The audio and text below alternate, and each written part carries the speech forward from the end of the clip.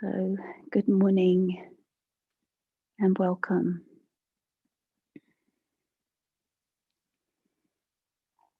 So glad to be able to offer some possibility for you to find support for your practice, for your life, and have a sense of gathering with others for the cultivation of heart and mind, for our own benefit and the benefit of all beings. So, this opportunity to pause, really invite you to settle into a comfortable posture and let the listening be from a grounded, spacious place where you don't have to pick everything up. Just use the opportunity to take some deeper breaths, breathe out, let the body come to rest for a little while. And in this way that we can learn to understand, relate to our experience in ways that are helpful, and the experience of others as well. So it's not really different, it's maybe a little bit different, but whatever skills, steadiness, awareness, compassion we develop as we relate with others is very relevant to how we relate to ourselves and vice versa. So this morning I'd like to focus on an area of our experience that probably we all feel, we all know to some extent, and that's our emotional life. And so just in this brief period, a huge topic, of course, much could be said. There's much to explore and understand. This sense of the emotional life of the human being having this great breadth and depth, potential for so much beauty and happiness and goodness in a way. Such an enriching part of life and part of how we relate to ourselves, others, and the planet. And also, as we all well know, that emotional life also has its really sort of rocky parts, difficult parts, or aspects or emotions that are really hard to relate to wisely, whether we encounter them in ourselves or others. And so it's a training, it's an ongoing training and exploration to understand. And to really, for me, it feels like a commitment to an ongoing training in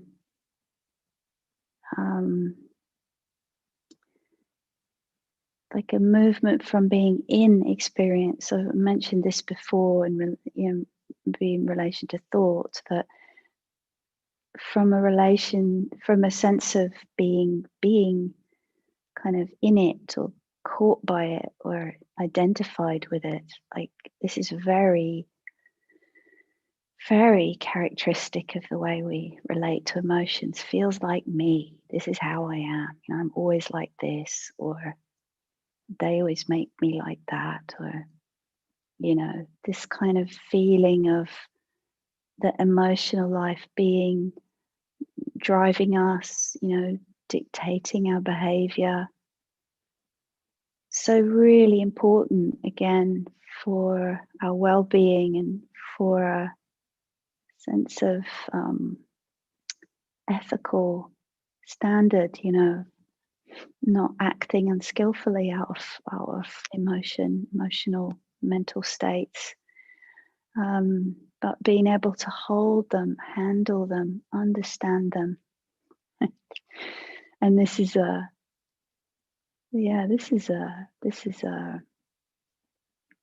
challenging, but also I sense there's a lot of potential for freeing the mind, freeing up the energies of our mind and heart, and also has very immediate benefits when we're really irritated with someone, and we learn how to hold that and not to spout off.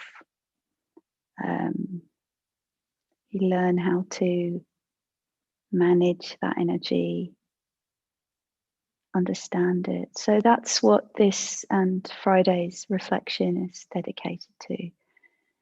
So, an encouragement for us to learn how to again and again and again relate wisely to this aspect of our life, which we could call mind state or a mood tone. I find very helpful sometimes. A mood, just feel a bit, grumpy. It's not such a clear, distinct emotion. Sometimes it is a very clear, distinct emotion, like anger or happiness or calm or depression, or a whole range. So right now, in invitation, if you wish, just to, as I'm talking, to feel how are you? It's a question you can use, like we do to a friend. How are you doing today? How are you feeling? And I was like, feeling a bit. I sometimes think facial gestures and movements and sounds can be more accurate than words.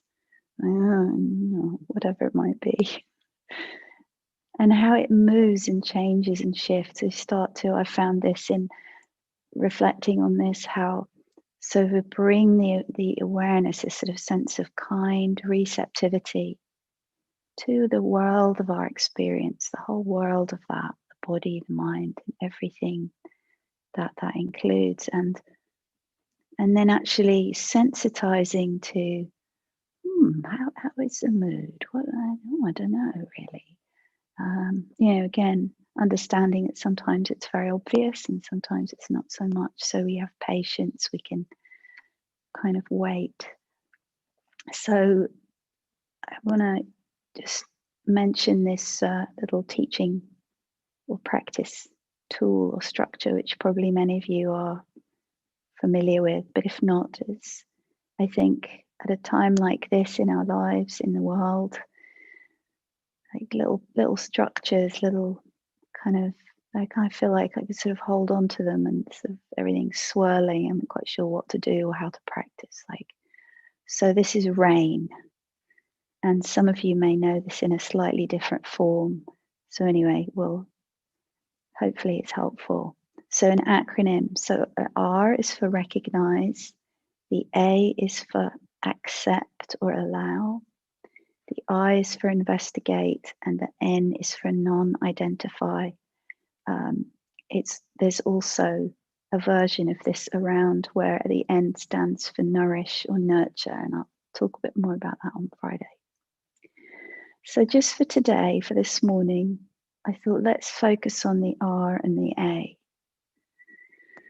So just settling again into your posture, letting the words really help to point you towards the immediacy of your experience in your heart. That sense of, again, letting go just for now of other concerns, other aspects of experience, and turning this kind, interested receptivity. Sometimes think of it like a big satellite dish, sort of receiving signals, and just kind of seeing what might be known or noticed. So this is the R for recognize, which has this two aspects, at least in my sense of it, a turning towards and then a receiving, like, anxious, okay, and being able to name and note that. Or maybe we feel the body, we feel something in the body, we don't know what it is emotionally, but we feel something, tightness or buzziness, or so we can just note that and wait patiently, kind, receptive interest to see what might be revealed without again coming with a fresh mind.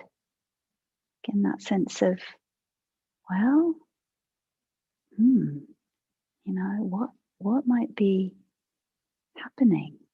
Well, kind of the don't know mind I mentioned on Monday.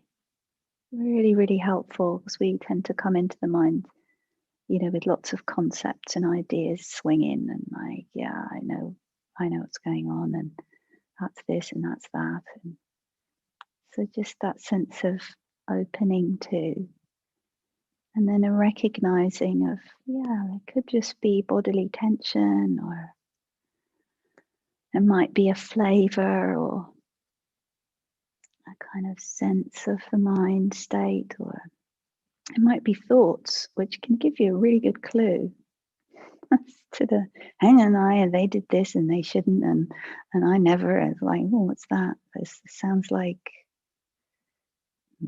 grumpy, irritated, right? So again, depending on our tendency or what's apparent here, at the moment. And then really it's just this second letter A of,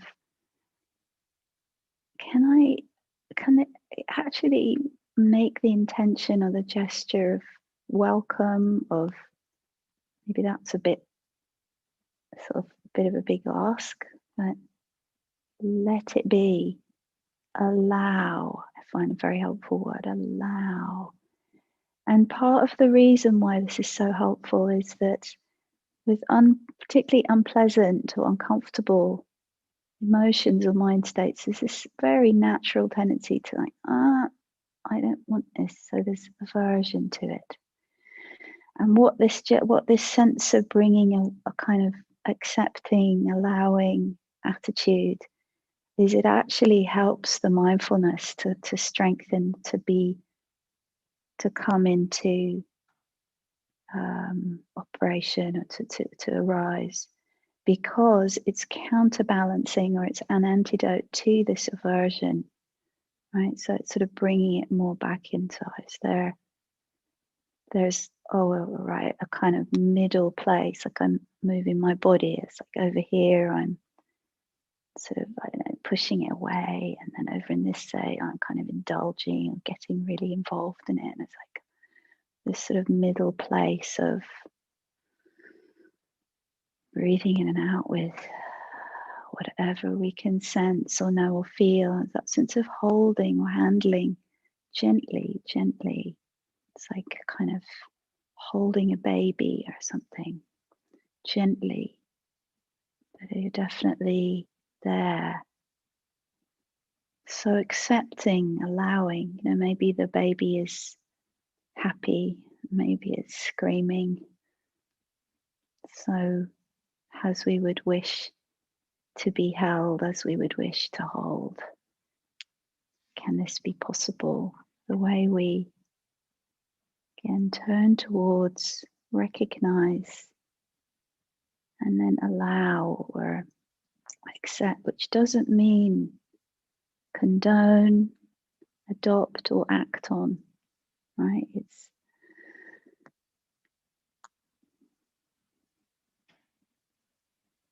can they let this be known? Awareness can know. So I'll just pause for a few moments, just let you kind of take that in, see what might be helpful for you right now.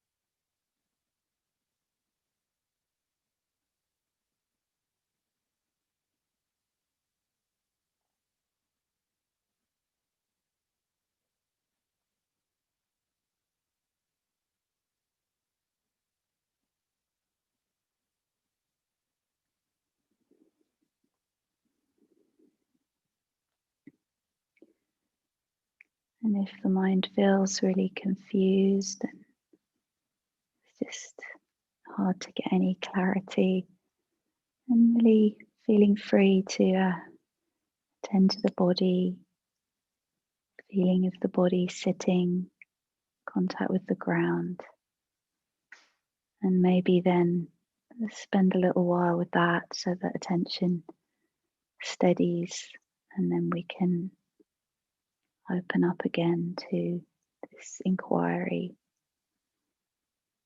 What is the state of my mind right now? What kind of mood, tone, or emotional tone or tones might I sense if I just settle back into this kind, receptive awareness?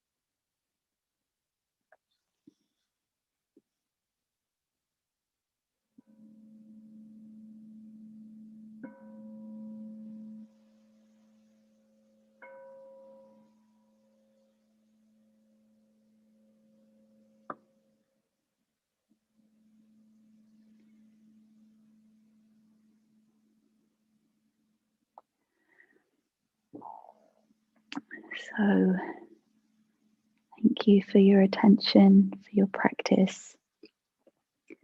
And perhaps as you open your eyes, if they have been closed, or as you contemplate, beginning to move the body, just a sense of, can I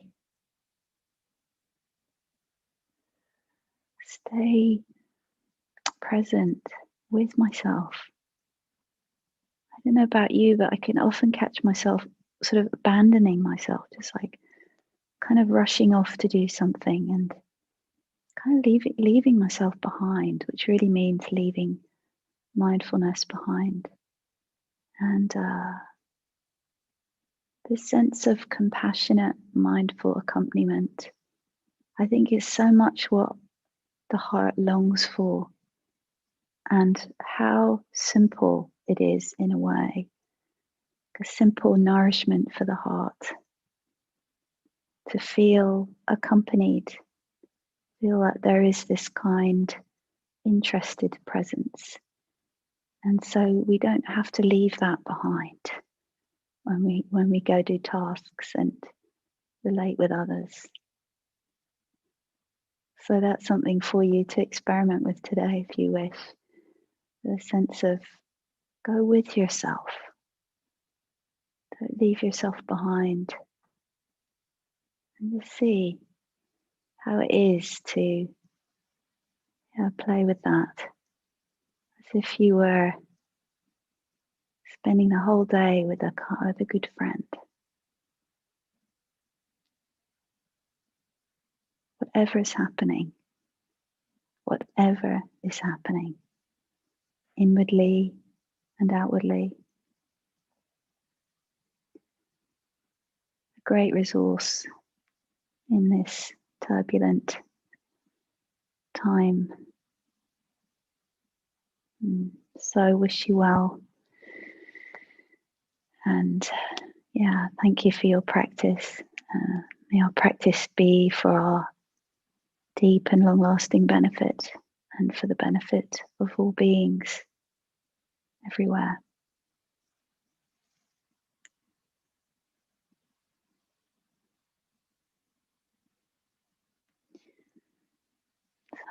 Bye.